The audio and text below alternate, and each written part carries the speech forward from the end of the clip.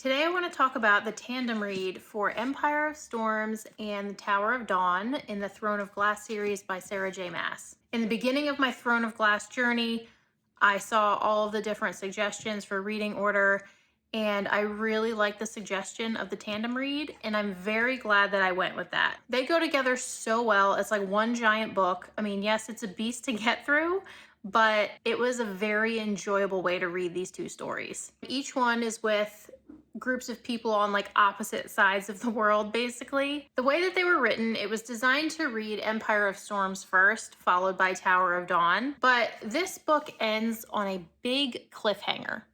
So while some may enjoy that feeling of like the suspense, I wouldn't want to take such a long break from what's going on here. So I highly suggest the tandem read. I think it's a very good way to go. Now, I did see somebody suggest reading the Tower of Dawn first, followed by Empire of Storms, just flip-flopping them, but not reading the last chapter called Fireheart in here, because that will spoil what happens in Empire of Storms. My only issue with that is that in Tower of Dawn, there are mentions of what's going on with the folks in Empire of Storms, including the results of like some battles and stuff. So I feel like that would kind of just take away some of the effect of reading that live, so to speak, in Empire of Storms. I mean, it might not be a huge deal for some people, but for me, like, I don't like to be spoiled at all. So if I know like the battle's gonna end a certain way before I read about the battle, like, I don't know. I don't think I would like that very much. It all depends on what you prefer,